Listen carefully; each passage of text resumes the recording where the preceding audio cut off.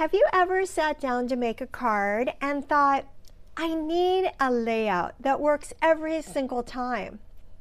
Today, I'm sharing a card layout that is simple enough for beginners, but it is really versatile enough that those experienced stampers are going to reach for it again and again. This design is so incredible. It is one that takes the pressure off of you and gives you a starting point.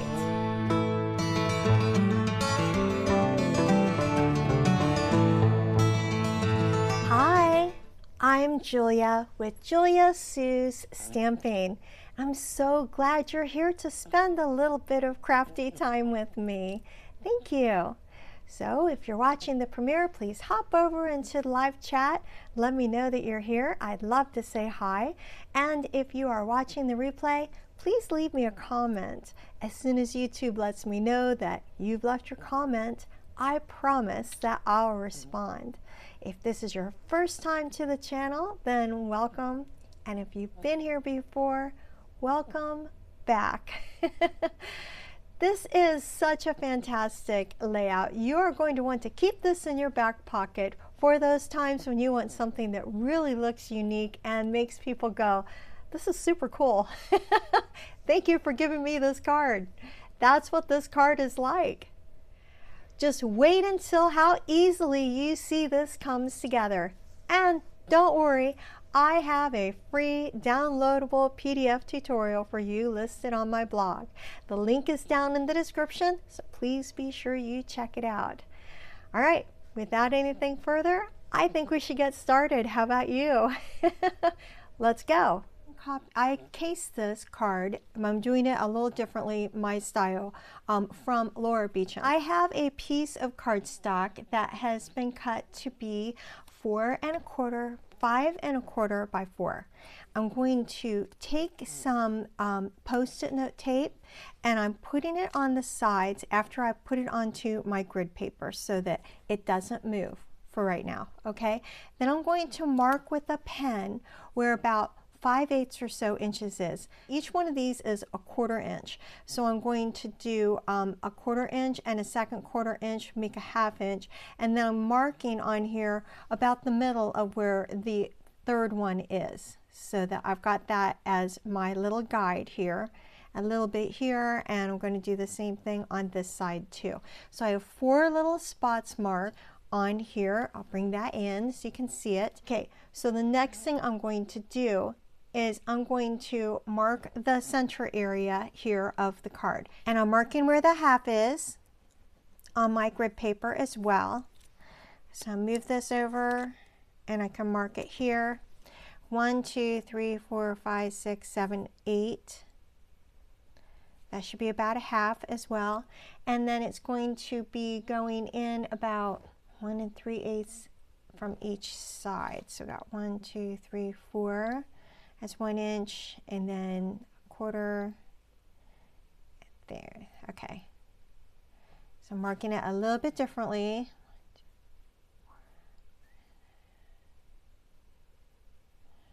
Okay, 1, 2, 3, 4, and 1, 2, 3, 4, a third, and here. These are my guides so that I know what I'm doing with what is coming up next. The next thing I'm going to do is I'm going to put adhesive. I have my middle line here and I'm going to do adhesive from this little T to that little T on my middle line. I'm going to do the same thing over here. I've got my midline. I'm going to put the adhesive on from here to about there. I have strips that have been cut about 1/4 inch. Some of them are a little smaller, some of them are a little bigger. These are all scraps that I had, and I am taking them from the inside T area to the outside of where that little T mark is on the extra little mark is. So I'm going from the center to the outside line. I'm simply going to line them all up And it will take around 13 or so of these. And all you're going to do after that is simply glue them in place after they are in there. So we'll just put them all down. We're going to cut them off if they are hanging off over the edge, and we have even more scraps then to use. It's a really, really fabulous way to use up scraps. And it is just so fun to bring in all these different designer series papers like this.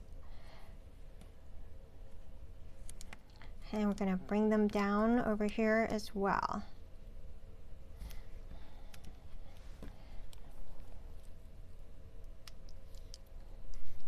I simply cut them off of this end over here and then began to adhere them to this side as well. Now for a little bit of adhesive on these ends to help it stay down, and that's it.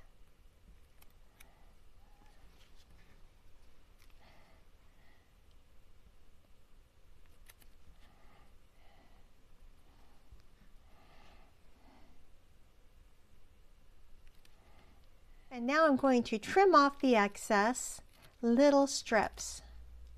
You could use a paper trimmer here if you wanted to as well.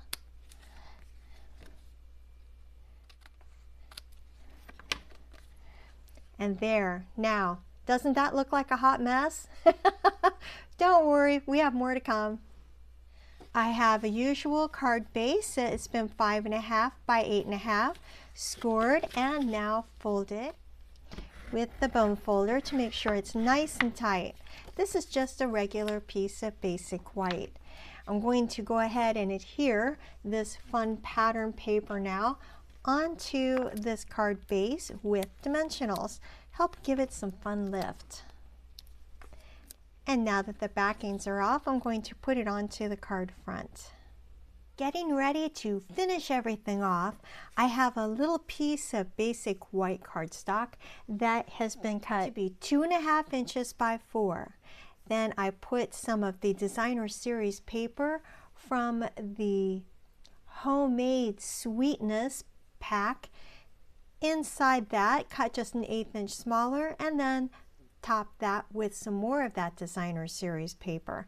I have die cut one of the sentiments from the coordinating dies of that die cut group. That is the Filled with Sweetness. You're the Sweetest is stamped from that stamp set and then heat embossed with the white embossing powder. All I'm going to do now is put this up with some dimensionals onto the center, and it's going to hide all of that stuff in the middle. No one's ever going to know that that's in there. Okay, now I'm simply going to put this sentiment, which was also die cut right from that designer series paper, right on. The little blueberries will go on too, here at the bottom. And this adorable little strawberry. These were from the stamp set, and all I did was color them in with some Stampin' Blends and then die cut them out. What a super fun layout. I absolutely love this. Can't you see some of the designer series paper scraps that you have coming in perfectly handy with this layout? It's so easy. Inside, I put a little bit of Granny Apple Green around a white panel for writing to the recipient, a couple of extra blueberries hanging out there inside because you're the sweetest. How fun is this? And of course, I have some variations.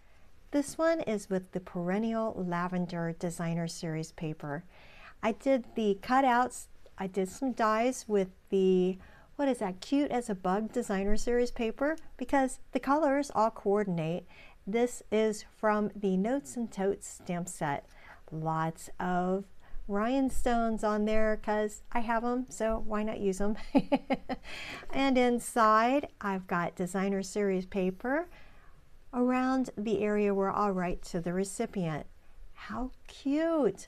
I'm sure you can see how absolutely adaptable this is. And if you're newer to stamping, this is absolutely fantastic because there's not as much stamping on here. This is one of the reasons why this layout works so well. It works for absolutely any papers that you have, just making them look gorgeous. All right, here's a masculine one that I created using the, let's see, I think these are called natural matte dots, keeping it with the masculine feel. Early Espresso is the ink, and the stamp set is the layered thoughts. Country Woods was the designer series paper here, and inside a nice big panel of it around the writing space for the recipient. How cool is that? Alrighty, I want you to tell me which one is your favorite. Do you like the masculine card? Because, you know, it's not easy to come up with those. Purples? Or do you like the "You're the Sweetest"? Let me know in the comments. Well, that's it. I absolutely love simple layouts like this. They let you focus on the creative process instead of overthinking the design. Please be sure you give the video a thumbs up, hit subscribe if you haven't already, and follow me on social media so we can stay connected. And remember, there is a free downloadable PDF, and the link is down in the description of this video. If you don't already have a Stampin' Up! Demonstrator, I would love to be your crafty cheerleader. I hope you have an absolutely fantastic day today and that you have a chance to get inky. Bye!